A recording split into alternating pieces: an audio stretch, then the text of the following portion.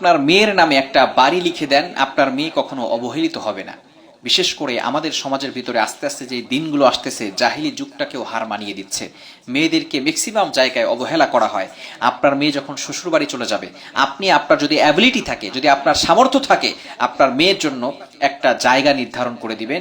এটা একমাত্র আপনার মেয়ের হয়ে থাকবে। তাহলে আপনার ওই মেয়ে কখনো অবহেলিত হবে না। কেননা জায়গার দাম কিন্তু অনেক বেশি। যার কাছে জায়গা আছে তার দাম অনেক বেশি। সুতরাং আপনার মেয়ে যদি কখনো বিপদে পড়ে যায়, তাহলে আপনার আপনার মেয়ের জন্য টেনশন করতে হবে না। আপনি তার জন্য একটা জায়গা করে দিয়েছেন। যদি আপনার অ্যাবিলিটি থাকে, একটা ঘর করে দিবেন। এটা তার শেষ সম্বল থাকবে।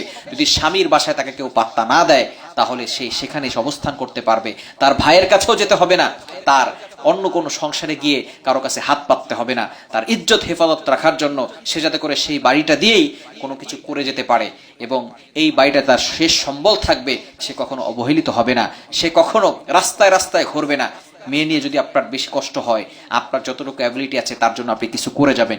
এটা একমাত্র তার মালিকানায় থাকবে। তবে অবশ্যই একজন বাবার যে সম্পত্তি থাকবে, সেই সম্পত্তির যতটুকু অংশ ছেলে পাবে ততটুকু অংশ ছেলেকে দিবেন, যতটুকু অংশ মেয়ে পাবে ততটুকু অংশ মেয়েকে দিবেন। এখন আপনি আপনার সকল সম্পত্তি মেয়েকে দিয়ে দিলেন, আবার সকল সম্পত্তি কোনো ছেলেকে দিয়ে দিলেন, এটা ইসলাম পছন্দ করে না। অবশ্যই এর জন্য আল্লাহর কাঠগড় আপনাকে জবাবদিহি করতে হবে। তবে যদি আপনার অ্যাবিলিটি থাকে, এই মেয়েকে, আপনার যে মেয়ে থাকবে সেই মেয়ের জন্য নিজস্বভাবে কিছু করে দিবেন, যাতে করে পরবর্তী সময়ে সে যাতে করে কোনো বিপদে পড়তে না পারে। কেননা একজন মেয়ে যদি তার ডিভোর্স হয়ে যায়, যদি সে তার স্বামীর সংসারে সুখ না পায়, তার স্বামী তার উপর অত্যাচার করে, জুলুম করে, তার শ্বশুর শাশুড়ি তার উপর অত্যাচার করে, জুলুম করে, সে মেয়েটা একটা সময় এমন চলে আসে, সে দুনিয়াতে আর বাঁচতে চায় না। সে মনে করে আমি মেয়ে হয়ে জন্মেই মনে হয় সবচেয়ে বড় ভুল কাজ করে ফেলেছি। এই যুগটা কেমন যেন জাহিলি যুগটাকেও হার মানিয়েছে।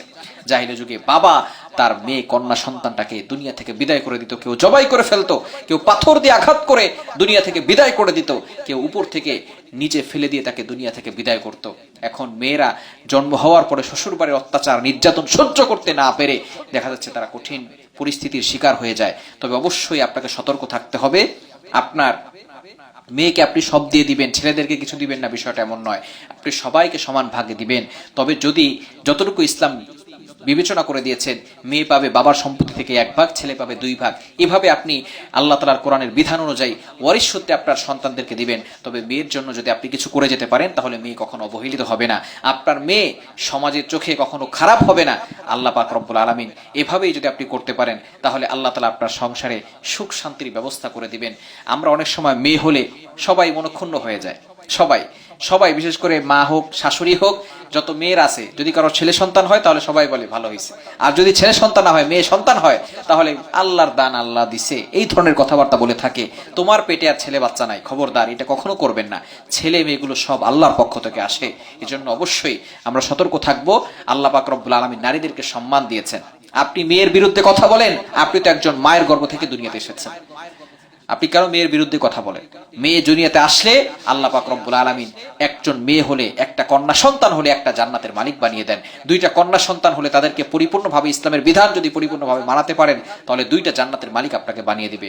এজন্য মেয়েদেরকে আল্লাহ তাআলা সমান নয়, আল্লাহ তাআলা মেয়েদেরকে বেশি অগ্রাধিকার দিয়েছেন, বেশি সম্মান দিয়েছেন। আল্লাহ তাআলা আমাদের সকলকে বোঝার তৌফিক দান করেন।